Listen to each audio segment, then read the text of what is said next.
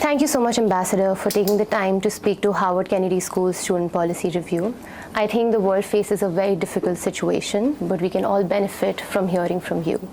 So, jumping into my first question, if we reflect back on October 7th, there were large-scale casualties on the Israeli side. However, before that and since that, there have been large-scale casualties on the Palestinian side. The international community is asking Israel to exercise caution as they plan their response. So what do you think would qualify as a just but cautious response from Israel? Well, thank you. It's a pleasure to be here, and thank you for inviting me. I think it's important to note that the terrorist attacks on Israel on October 7th are to be condemned. They ended in tragic loss of life. At the same time, it's important objectively to realize that history didn't start on October 7th, that there's a historic context to what we're seeing today in this conflict between Israel and the Palestinians, especially in Gaza. And without understanding that historic context, I think that can lead to misinformed public opinion and actually bad policy formulation on the part of the governments involved. So the historic context is obviously that there's been a policy failure on the part of many parties to not achieve an Israeli-Palestinian peace agreement since certainly 1967. There have been some successes in international diplomacy after the Yom Kippur War in 1973, which was in a way akin to what we've seen on October 7th and its traumatizing effect on the body politic of Israel and in the region. Shortly after 73, you will remember the historic peace treaty between Israel and Egypt that was brokered by President Jimmy Carter, between Anwar Sadat and a right-wing Israeli Prime Minister, Menachem Begin. And then, of course, subsequent to that, we had various attempts at peacemaking, some of which succeeded. I'll just mention one. I was involved in this during the Madrid Peace Conference that was brokered by President George Herbert Walker Bush and Secretary James Baker, which for the first time in the history of the conflict, the Arab-Israeli conflict, we were able, we, the United States and our allies, were able to bring the Israelis around a table with their immediate Arab neighbors, which is something Israel had been asking for 40 years at that point, because they didn't trust the UN as a mediator. And many of the Arab countries just wanted the UN as an intermediary. We succeeded to get everyone at the table. And that led to the Madrid Peace Conference. And a very important principle of that conference was the principle of land for peace, which meant that under UN Security Council Resolutions 242 and 338. And what that meant is that any viable and sustainable peace agreement between Israel and its Arab neighbors would have to be based on this principle. Not peace for peace, not an economic peace like the Abraham Accords, but land for peace. And we've lost sight of that. The other fundamental issue, I think, here, a concept that I'd like to get across, is that the Palestinian issue has been and remains obviously a central issue, not only between Israel and the Palestinians, but in the region as a whole. And during the Trump administration, they initiated the Abraham Accords, which were transactional accords to get certain Arab countries to normalize relations with Israel. But it was based not on addressing the core issue of land for peace, but on a transactional basis of economic cooperation, infrastructure investments, and exchange of people, etc. I always suspected that that was shallow. And I must say I was a lonely voice in those years, because I stressed that the central issue remains the Palestinian issue. I think it's the existential issue that Israel faces, not so much Iran. which is a geopolitical threat to the region and to Israel. There's no question about that. And it is a threat that can be handled state by state. But not diminishing that factor of Iran, but that the very existential crisis that Israel is facing today is the Palestinian issue. And that erupted to the fore once again on October 7th. So if you look at what's been happening, many people ask, why now? Why did Hamas do this on October 7th? And there's a lot of speculation, but there are several factors, I believe. One, Hamas detected vulnerability within Israel itself because of the massive split in Israeli society between the current government of Prime Minister Bibi Netanyahu with his right-wing, very messianic Zionist factions in office, who are promoting the settlement project in the West Bank, which is eating up more and more of Palestinian land during occupation. And remember, we are dealing with an occupation that is 56 years old, continued occupation of the Palestinian territories. And the second factor, I believe, is they felt that even IDF positioning was more toward the West Bank than it was to the southern border of Israel with Gaza. And so you had IDF actually involved in protecting settlers and in the West Bank and actually dealing with crisis situations in the West Bank. So there was they noted a military vulnerability. And the third factor, I think, is the trope that getting more Arab countries to normalize with Israel along the lines of the Trump-Abraham Accords, which the Biden administration forwarded. It was one of their major initiatives before October 7th. And that obviously raised the alarm for extremist groups such as Hamas and for Iran, that they wanted to stifle that. So I think these are factors that can explain why October 7th occurred. Now, having said that, the current Israeli campaign to defend itself against Hamas terrorist attacks is obviously underway in it's going to become more and more massive in terms of Israeli military involvement on the ground in Gaza. And I think the IDF, the Israeli Defense Forces, are committed to eradicating the military wing and the Al-Quds force of Hamas, at least that, if not more, because they have to, in their eyes, diminish this threat that it does not occur again. So we're going to see the evolution. As you're well aware, one of the consequences of this is massive casualties on the Palestinian side now. And that is raising the sensibility of the international community as to how long is this going to go on, how many more lives are going to be lost, including innocent civilian lives.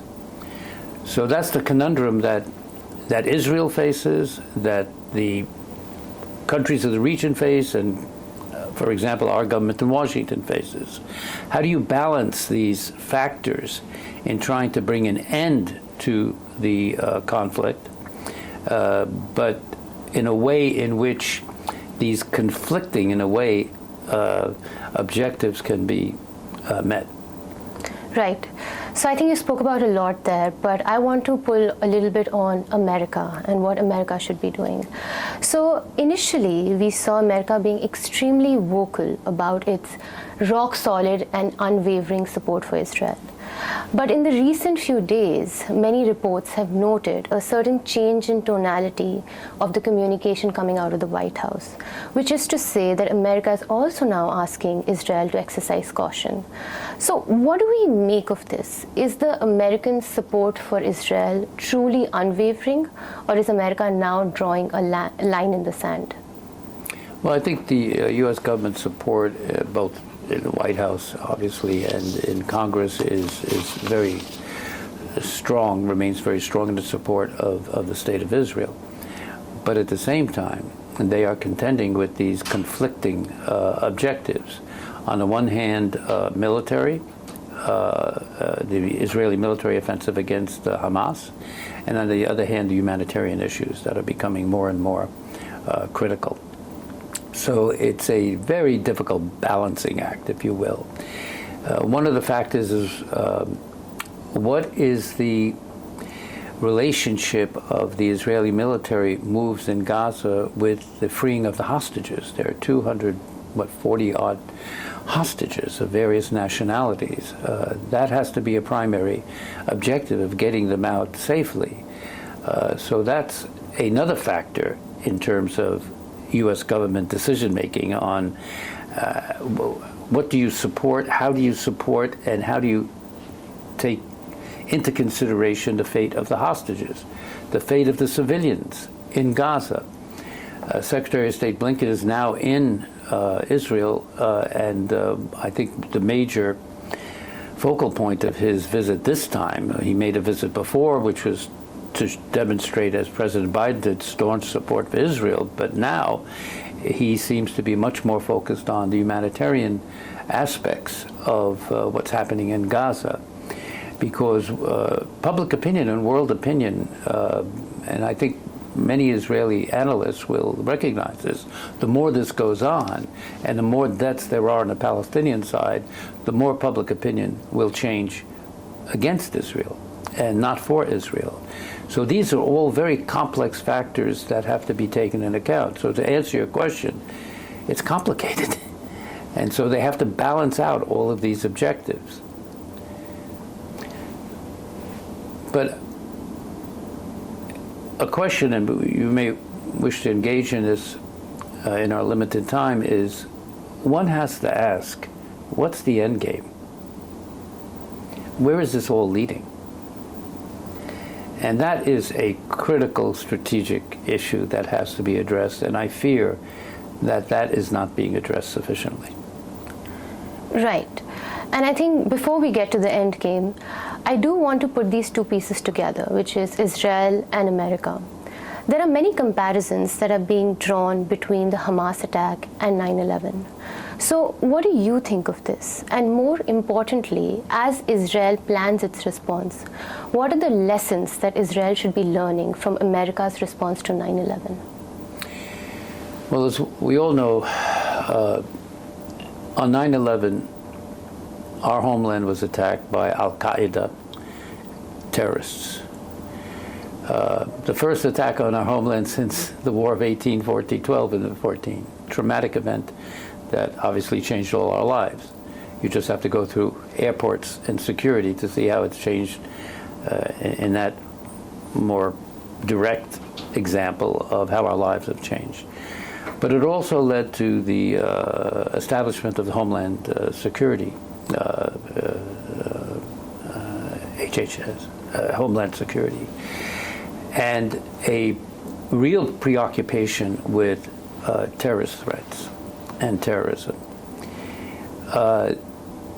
Al-Qaeda was a Islamist-based terrorist organization which had its own messianic religious view of the world and was staunchly opposed to the West, our culture, and especially the United States. Hamas is categorized as a terrorist organization by the U.S. government and other governments. But there's a little distinction there because they also consider themselves a national liberation movement against the Israeli occupation. So it's not a perfect fit, these analogies. And so I think we have to be a little careful when we talk about these analogies, not to oversimplify. Let's take each threat on its own merits. Each one is a danger, but let's not conflate false analogies. Right. Fair enough. So I think you spoke about the end game, and you also spoke about land for peace. So I want to know, what do you think is the fastest possible way to end this war? Which is to say, what is the most feasible best case scenario? A very difficult question. It's the question that's basically has to be on the minds of policymakers at the highest levels, not only in Washington, but in Europe and China and Russia and in the Middle East, the Arab countries. The only hope I have is that what is occurring now between Israel and Gaza is so disruptive and poses a danger for escalation, which I think is the real danger, that this conflict, and I am not minimizing the human impact on both the Israeli side and the Palestinian side, but the geopolitical threat is that this war expands. And the frontier, the border of Israel to look at is the northern border with southern Lebanon and Hezbollah. Hezbollah constitutes more of a military threat to Israel than Hamas does. Hezbollah, especially in the last 5 years, has increased its military potential. It has at least 130,000 rockets, some of which can reach below Tel Aviv. Some are precision guided. Many of them are just more basic rockets, but the inventory is huge. And it is a very effective militant and terrorist organization. It dominates the politics of Lebanon, and it is a major identified security threat to the state of Israel. The danger is that if the war in Gaza gets to the point where Hezbollah thinks it has to get involved and is given a wink and a nod by Iran, which is one of its major supporters, which is its supporter, then I think we're in a regional war with grave consequences. I think one of the reasons the Biden administration and Secretary of Defense Austin, they directed 2 carrier task forces into the region is, and I thought that was a wise move, to just make symbolically at least the call that don't enlarge this war, because the United States has interests, our own troops, the evacuation of American citizens from the region if there's a larger war, but nobody wants to get involved directly in a larger war. It's not in our interest, it's not in the interest of any of the countries, I believe, in the Middle East, even Iran. I think the Iranian calculus, we have some excellent Iranian analysts here at the Harvard Kennedy School at the Middle East Initiative, and one of their arguments, which I think has to be taken into consideration, is that Iran doesn't want to play the Hezbollah card in the Gaza war if it doesn't have to. Iran wants to keep that Hezbollah card in play in case Israel ever attacks Iran militarily. It's an interesting thesis, speculation, but I think there's some merit to that. So the point I'm making is that it's nobody's real interest of the major players involved internationally and in the region that there be a larger war. So that gives hope for an endgame that can be supported by the international community. If you ask me what the end game is, and I'm thinking about this, my thoughts have not been crystallized, but whatever the evolution of the military campaign now and the war between the IDF and Hamas in Gaza, at one point it's going to have to come to an end. So the day after scenario is very important. I personally believe that the hypothesis that the Palestinian issue is the central issue and poses an existential threat to the state of Israel more than Iran does, then we have to get the parties to the negotiating table. And getting the parties to the negotiating table is going to be extremely difficult. But if you look at the Yom Kippur War in 1973, and that's why I raised it earlier on, it shook the geopolitical landscape of the Middle East, where out of the calamity of the Yom Kippur War came prospects for peace. I believe that this October 7th attack on Israel is of similar import and will lead to addressing this key issue in a way that we have lost sight of in recent decades. Right. So you spoke about a more hopeful solution. So my final question to you is, what do you think will actually happen?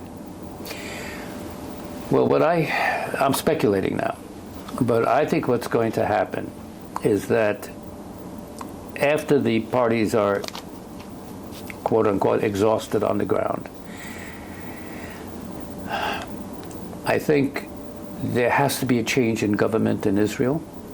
The government of Prime Minister Netanyahu has failed in its deterrence. They have failed to protect Israeli citizens, especially in the south.